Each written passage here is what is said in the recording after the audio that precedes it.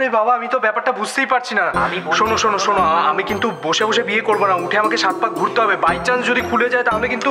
অরূপ দা, তুমি পেশেন্টের সাথে ওটিতে ছুরি কাচি চালাতে পারছো, আর সামান্য একটা ধুতি সামলাতে পারবে না? তুমি দাঁড়াও, আমি দেখো কি করছি।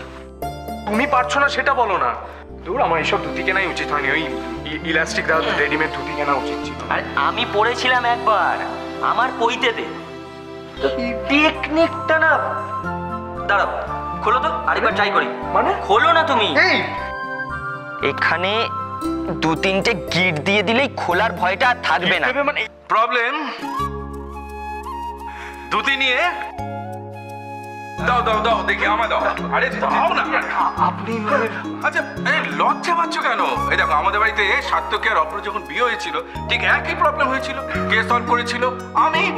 দাও দাও দাও দাও। না মানে এটা কি করে হয়? এটা না হলে এই অবস্থা হবে ওর। হ্যাঁ হ্যাঁ, দেখো তোমার এখন যা অবস্থা, তাতে বিয়ের পিঁড়িতে বসা তো দূরে থাক, বাড়ির বাইরে তুমি পা রাখতে পারবে কিনা সেই নিয়ে আমার সন্দেহ হচ্ছে ভাই।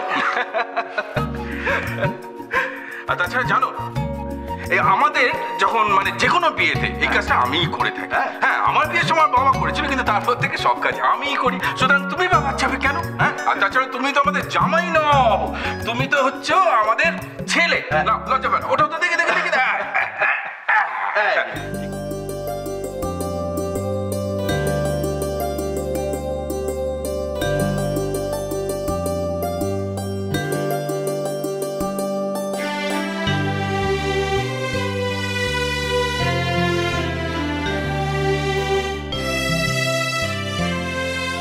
আমি সত্যি খুব ভাগ্যবান আপনাদের মতো মানুষকে নিজের করে পেয়েছি বলে। আমার সব না পাওয়ার অনেক কিছু পুষিয়ে দিচ্ছেন আপনারা। আর অলি কি করছে ও? কেমন লাগছে কোণের সাজে ওকে? অপূর্ব, অসাধারণ, অসামান্য। এই, আর কোনো অ্যাডজেক্টিভ মাথায় আসছে তোমার? আরে আমি তো ওকে দেখে স্পিচলেস। দেখো অলি, তোমাকে দেখে সবাই কত খুশি। তোমার মুখের একটু হাসি বিয়ে বাড়ির আনন্দটাকে অনেকটা বাড়িয়ে দেয়। আরে বাবা, ওর জন্য যেটা এনেছো ওকে দাও এবার। হ্যাঁ, দেবো তো, তবে একেবারে হাতে পরিয়ে দেবো। দেখি তো, ডানারটা দাও। পছন্দ হয়েছে? খুব সুন্দর। যাক বাবা, তুমি এসে গেছো, বাঁচলাম বুঝলি। এদের এত আত্মীয় স্বজন না, মানে মানে একা একা সামা কি করে। তোমাকে কে বলেছে এখানে চৌকিদারি করতে? আরে চৌকিদারি বলছো কেন?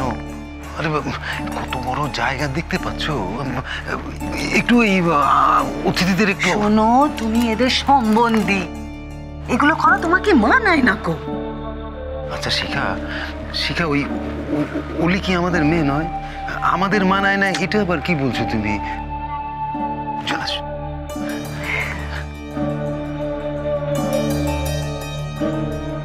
মান সম্মান কিছু রাখলো না লোকটা, অসহ্য। তোমাদের পরিবারটা না রূপকথার পরিবার, যেন এটা দুনিয়ার মধ্যে নেই। এটা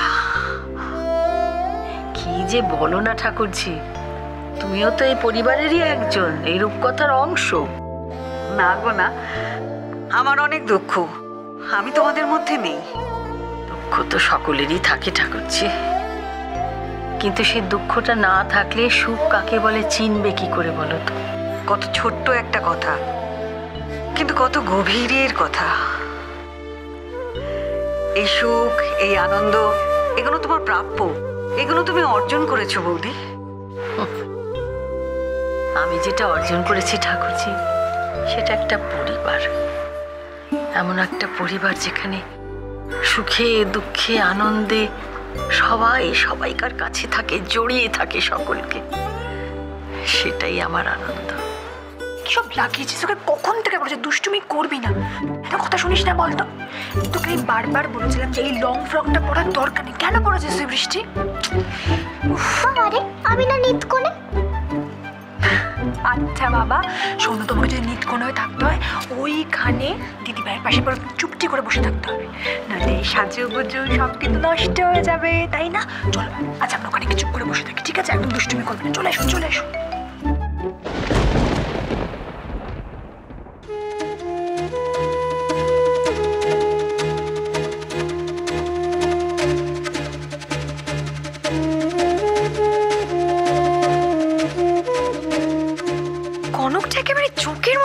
আছে অলিটার সাথে।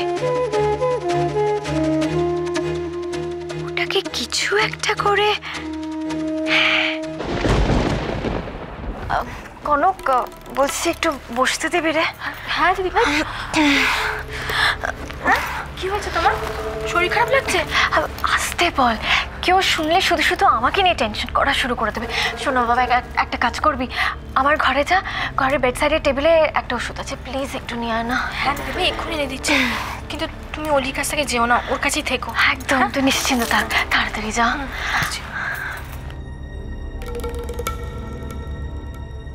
অলি, অলি চটপট দেখো কি পাঠিয়েছে, আমি গান করছি। তাড়াতাড়ি কেউ আসার আগে।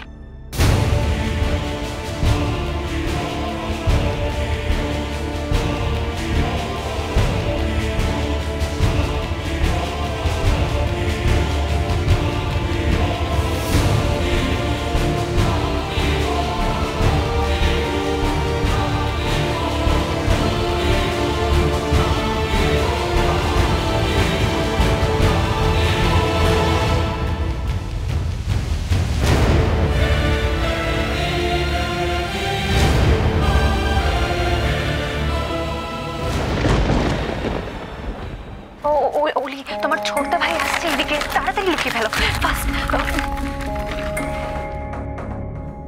এই তোমাদের একটা ছবি তুলে নি, বুঝলে? কি গো তুমি? আর সত্যি দাদা ভাইয়ের উপর সবকিছু চাপিয়ে রেখে চলে এলে? হ্যাঁ, তুমি অত টেনশন করো না, তুমি ওখানে দাঁড়াও না, দুটো ছবি তুলবো। দাঁড়াও তো, দাঁড়াও দাঁড়াও। ঠিক আছে। হাসো, কি হলো? অলি হাস। হাসো। হ্যাঁ,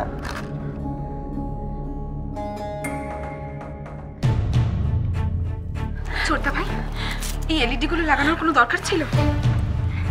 আরে বাবা, তুই হলি চৌধুরী ফ্যামিলির ওয়ান অ্যান্ড অনলি ডটার, তো তোর বিয়েতে এলইডি লাগাবো না তো আর কার বিয়েতে লাগাবো?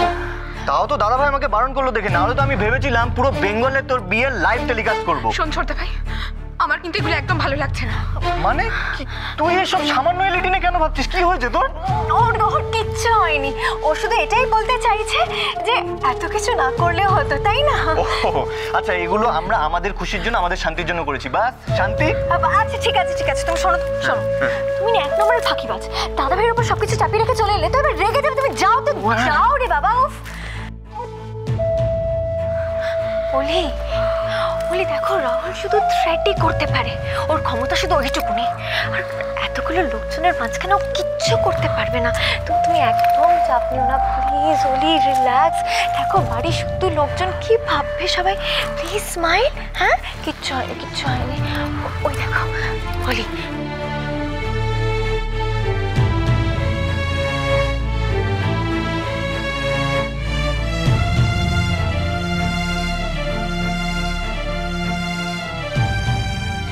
ম্যাডাম,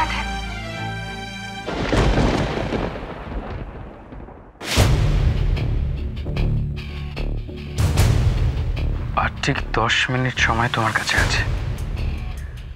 এর মধ্যেই তোমাকে যা ডিসিশন নেওয়ার নিতে হবে বলি। একবার শুধু পাওয়ার কাট হবে, আর তারপরে তোমার ডিসিশন নেওয়ার পালা যে তুমি কি করবে। অরূপের ডেথ, বাড়ির বদনাম, আর না রাহুলের ভালোবাসা।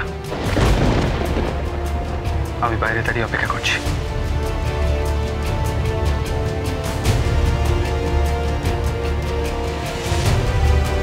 কি হয়েছে অলি? তুমি এরকম কেন করছো? কি হয়েছে? রাহুল। রাহুল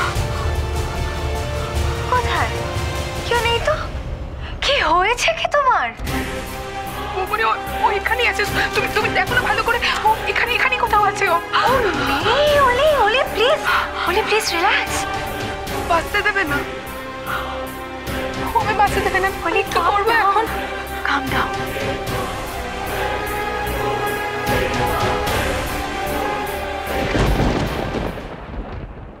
অলি